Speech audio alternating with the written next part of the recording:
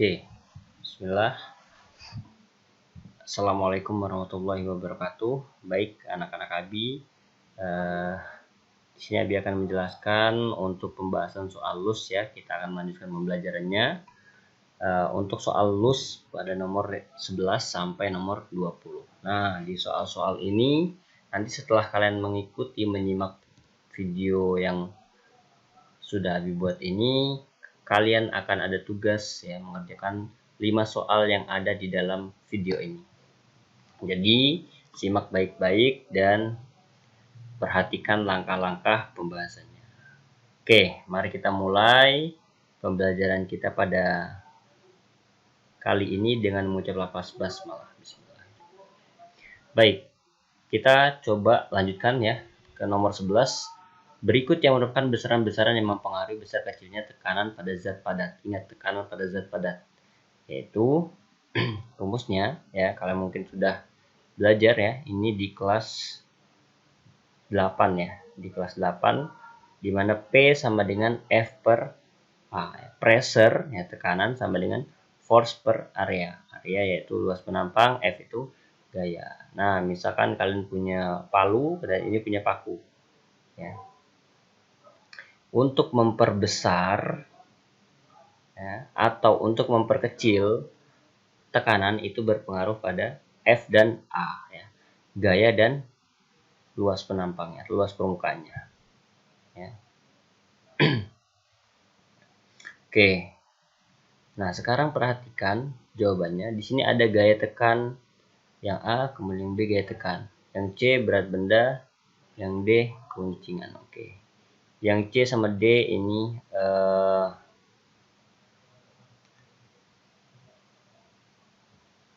bukan ya. Yang C dan D ini salah ya. Di sini adalah gaya ya, bukan berat benda. Kemudian itu pasti C dan D salah. Keuncingan juga salah ya. Nah, gaya tekan ya, gaya tekan ini A dan B. Sekarang luas permukaan benda yang ditekan sama luas bidang yang menekan. Ingat, untuk supaya misalkan nih ada paku 5 sama paku 1. Kira-kira kalau kita naik di atasnya ya, naik di atasnya sakit mana dengan paku yang 1 sama paku yang 5 kita jalannya. Ya. Sakit semua ya. Cuman lebih kecil tekanannya itu dengan paku yang 5. Dimana ini luas penampang yang ditekan. Ya, luas penampang yang ditekan. Berarti ya bukan luas penampang yang menekan. Bukan palunya atau kaki kita, bukan. Tapi luas penampang yang ditekan. Yaitu pakunya sendiri. Yang kita lebarkan atau kita perbanyak. Maka jawaban yang paling tepat adalah yang A. Itu untuk nomor 11. Kemudian nomor 12 ya. Nah, nomor 12 ini yaitu benda terletak di depan cermin cekung seperti gambar. Ternyata bayangan yang terbentuk bersifat nyata dan diperbesar 3 kali. Oke. Di soal kita ketahui bahwasanya perbesarannya ya, dimana M ini perbesaran bayangannya.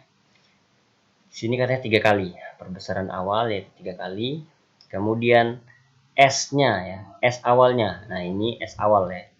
Sini S awal abidata yaitu 20. Ini 20 yaitu S awal ini awal bendanya. Kemudian ya.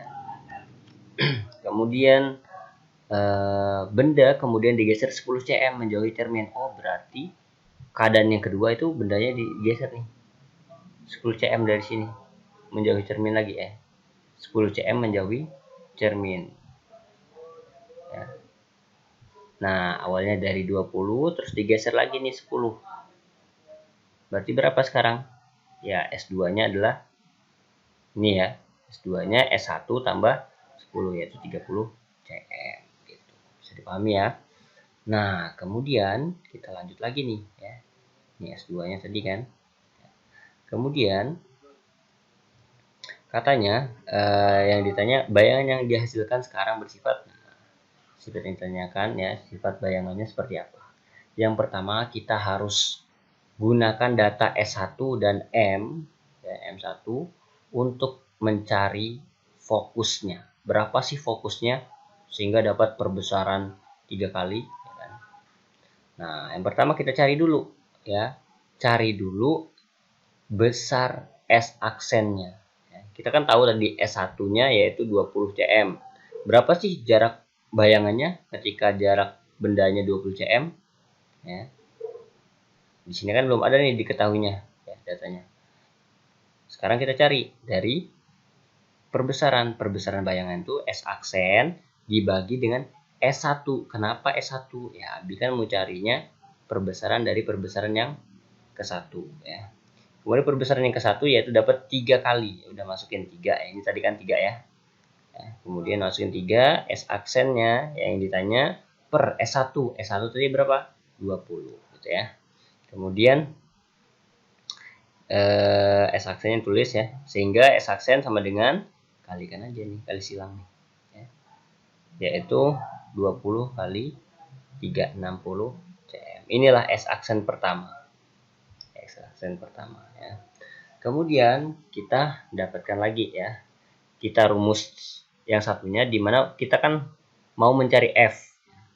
Dengan mencari F itu tuh kita harus punya S aksen. Ya, ini S aksen nih. Ya. Dan S1 ya. Nah, S aksennya tadi kita udah dapat 60 cm. Makanya Abi masukin. Ingat rumusnya ini, rumus cermin tuh ya.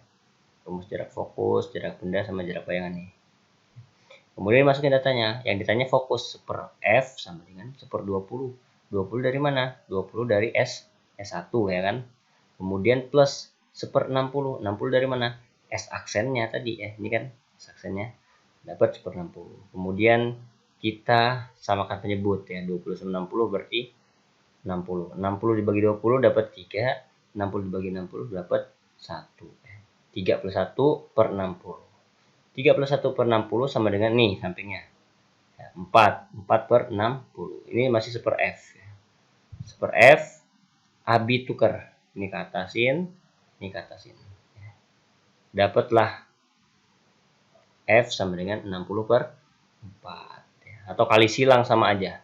Ini kali sini, ini kali sini. 4-nya pindah ke bawah.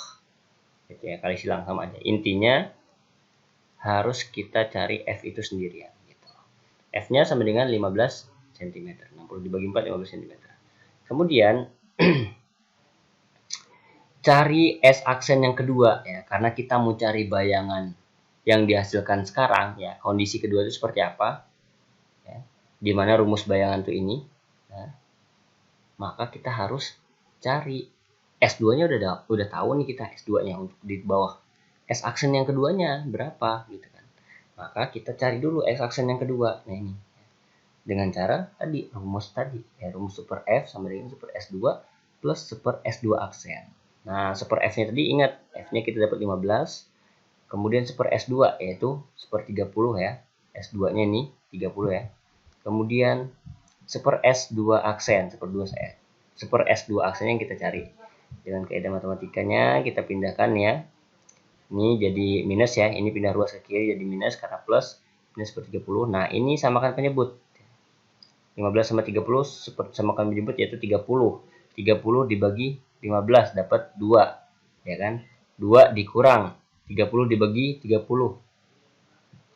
Ya kan? 30 dibagi 30 1 kali min 1 min 1 gitu ya. Ini tadi 30 dibagi 15 2 kali 1 2 gitu ya. Makanya dapat 2 min 1 per 30. Inilah seper S aksen. Nah, tadi dengan kaidah matematikanya seper 30 sama dengan seper S2 aksen. Abi mau cari S aksennya. S2 aksennya. Udah kalikan silang. Nah, seperti ini. Atau kita tukar saja tempatnya. Ini carikan ke atas, ini taruhkan ke atas gitu ya. Dapat S2 aksennya sama dengan 30. Jadi M2-nya kita dapat nih. M2-nya perbesaran yang kedua yaitu S2 aksen per S2. S2 aksennya 30, S2-nya yaitu 30. 30 dibagi 30 1 kali. Berarti ada perbesaran tidak? Tidak ada ya. Artinya sama besar ya dengan bendanya gitu ya. Jadi bayangannya itu sama besar. Maka di sini ada opsi sama besarnya hanya satu ya. Jadi sebenarnya kita bisa ambil jawabannya itu langsung ya, yang yang A ya. Gimana kita bisa dapat nyata terbaliknya, Bi? Nah, ingat ya. Kalian bisa pahami ya bahwasanya cermin cekung itu ada 5 ruangan nih. Ruang cermin cekung itu ada 5 ruangan. Di mana ruang bayangan ditambah ruang benda. Kalau kita mau cari ruang bayangan 50 min ruang benda ya. Kemudian ingat di sini ruang 4. Ini ruang 1 ya. Nanti ada fokus, ini ruang 2. Ada P, di sini titik P ya. Kemudian di sini ruang 2, ruang 3. Nah, di soal ini ya dia ada di ruang 1 ya. Di ruang 1 berarti kita bisa dapat kalau di ruang sini yang ruang yang belah kiri, ya, ingat di belah kiri ini yaitu nyata terbalik sifatnya gitu. Nah, bendanya ini tadi ingat jadi kita dapat bahwasanya apa? Kan di ruang 1 ya, di ruang 1 kita peroleh ya bahwasanya sifat bayangannya ya, sifat bayangannya yaitu apa?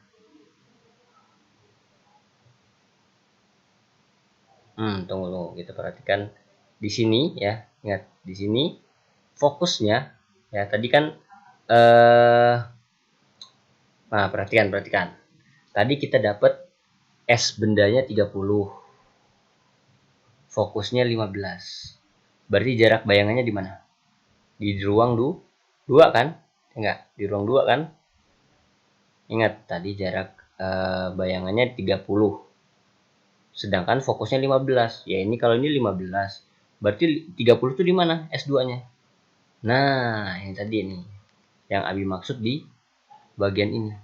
Nah, bagian ini. Perhatikan. Ya. Berarti ruang bendanya itu ya ada di ruang yang kedua di mana antara fokus dan pusat kelengkungan ya. Ya udah kita dapat nih. Kita dapat ruang bayangannya itu ya. Apa namanya? Ada di mana? Ya, ada di ya udah ruang bayangan dari sini R bayangan sebenarnya 5 dikurang ruang bendanya 2 yaitu di ruang 3. Inilah R bayangannya. Gitu ya, di ruang 3. Maka kita dapat bahwasanya sifat yang di sini ya sebenarnya nggak usah pakai ini juga nggak apa-apa ya. Yaitu kita cuma menentukan sifat nyata atau terbaliknya. Di mana 1, 2 dan 3 ini sifatnya nyata terbalik, tapi kalau di ruang 4 itu sifatnya maya tegak gitu ya. Oke, jadi jawabannya yang A. Kemudian kita lanjut ke nomor 13. Nah, nomor 13. Penggaris plastik yang digosok dengan kain wol seperti pada gambar ya. Ingat kain wol itu bermuatan negatif ya. Kemudian kain wol negatif ya. Kemudian penggaris plastik apa? Ya. Nah, ingat kita punya konsep kain wol ini kan bermuatan negatif. Nah, kain penggaris plastik kalau misalkan digosokkan dengan kain wol ya, maka muatan yang ada di kain wol ya, muatan negatif yang ada di kain wol itu pindah ke penggaris plastik sehingga penggaris plastik bermuatan atau kelebihan muatan negatifnya ya, atau kelebihan elektronnya sehingga penggaris plastik ini bermuatan negatif ya. Ini benar ya. Kemudian kain wol ya, kain wol tadi ya karena dia kehilangan